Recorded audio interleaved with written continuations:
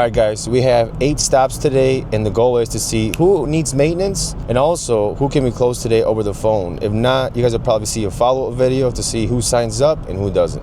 This one was built probably, 5 years ago? You can see the condition of it. There's actually 0 settling on this patio, which is a good sign. We have a wall. Wall looks fine. Fire pit looks good. But as you can see, the maintenance on this thing that we need, you guys see this right here? Looks like there's still sand, but it's actually dirt now. It's almost like grout and towel, right? This has to be power washed and resanded with new sand, because with time, that sand comes out and then it becomes, dirt. See how dark it is?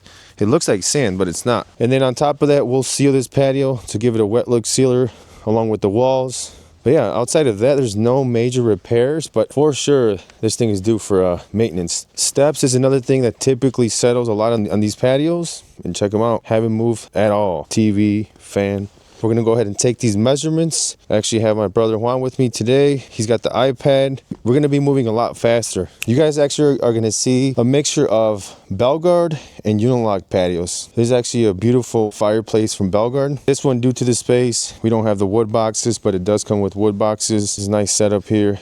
Got the hot tub, steps. It's actually a bigger cope, as you can see. But as far as maintenance, same thing. Sand is not that bad, but check this out. This is a perfect example. This is all empty, no sand. So what happens there? With time, water starts getting in there, and then you start have settling issues. A lot of times, it's not that the patio's not built right. It's just that you're not watching the joints. So you can see, for some reason, all of these joints here don't have sand. Could have been that it was washed away, whatever it is. Another nice project, we're going to be suggesting maintenance on. And I will be giving you guys more details on what this maintenance package is going to consist of. Let's head to the next one.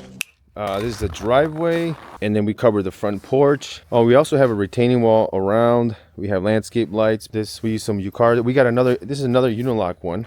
As you can see, it's holding up pretty well. As far as maintenance, it does need, same thing, the sand. I see pavers like this. I'm probably gonna swap this one out. You see like this here? And you gotta remember, this stuff is lifetime warranty. So we are gonna put that in for warranty. But everything else looks pretty good on this one. It's just a light power wash, re-sand, and then seal this thing here. So same thing with the wall. Obviously, we're not going to sand the wall. We'll power wash that, resand the top. It looks like everything else holding up pretty good. But yeah, this will be definitely due for maintenance. I always preach about pavers being better than concrete. I stand behind that, at least for our climate. As you guys can see, this is a really good example of what I'm talking about here. Look at this concrete here, just disintegrating with the salt.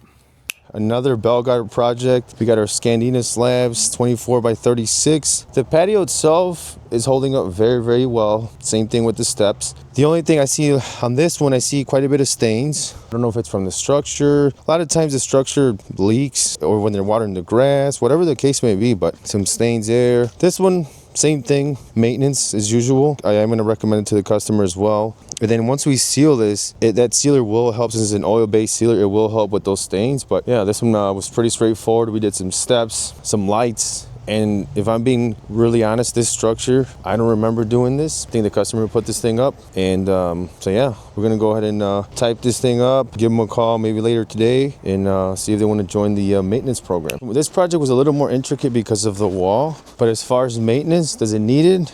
Absolutely, it does. This is a perfect example. You see this, you already have grass growing into the in between the pavers. To me, if we start seeing grass, in between the pavers, that's already us waiting a little too long. But as you can see on this one, we have another portion of maintenance, which is going to be this pergola here. We did a custom pergola on this one. The most intricate part of this project was this wall here. It was a pretty big drop off. We had our big steps coming down. There's snow on this patio, but just seeing that area there, we definitely need maintenance on this. So we're gonna do our usual take measurements, get in touch with the customer on this one as well. This one, I know for sure needs it because it's been probably 7 years already. So check this out. You guys see that? And this one, we have custom waterfall, fire pit, massive pergola. I think we're close to 1,000 square feet of pavers here. So we're about to measure this bad boy, but check it out.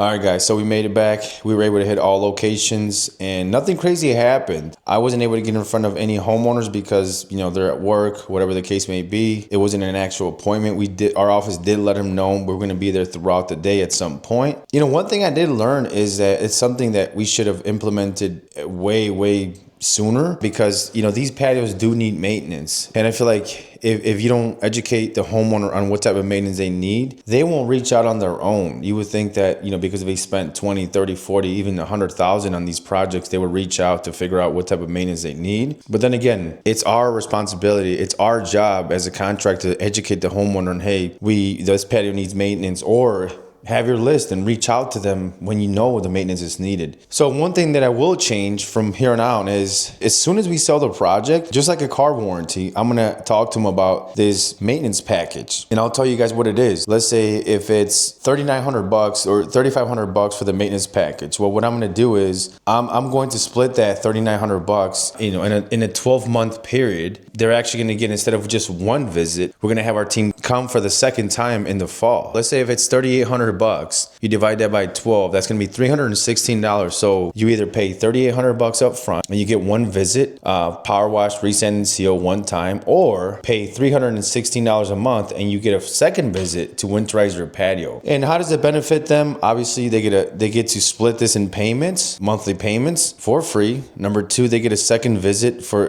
free. And number three, the longevity of their patio is gonna be way longer. Like, it's just gonna be out of this world. And then for us, how does that benefit us? Number one, we're going to have multiple points of contact with the customer within 1 year. And what does that equal to? It means more upsells, right? And it's not just about upsells or trying to sell them stuff. It's more of like, the more you're in contact with them, the higher chance there is that they're gonna buy something from you, or there's gonna be an upgrade, or whatever the case may be. Number two is gonna be reoccurring revenue. You guys have to remember, for us, we only work 8 months. That being said, if I'm able to sign up 30 of these clients, we're at almost $10,000 a month. And guess what? I just have to line this up in the springtime, fall. Our guys knock those out and we're done. Now we have recurring revenue all through at least $10,000 a month of maintenance packages. And it's not like we're going every single month, but like I said, it's a big benefit for us. Cash flow, and like I said, multiple touch to the customer. And then again, the longevity of these patios are going to be outstanding. And also, as we sell the patios, we're going to be implementing this. So next year, the goal is to have 60 people signed up. So now you're at 20K a month, and so on and so forth. The focus here is not just focusing on the big ticket items. My focus this year is to squeeze more out of the current clientele we have, rather than continuing to try to chase more new leads, which we are. But then again, going back to the basics, squeezing more out of the leads you have. And then again, an extra $10,000, $20,000 a month is not going to hurt your business. So I hope you guys enjoyed this video. If you guys have any questions, suggestions, drop it in the comments. But other than that, we'll catch you guys on the next one.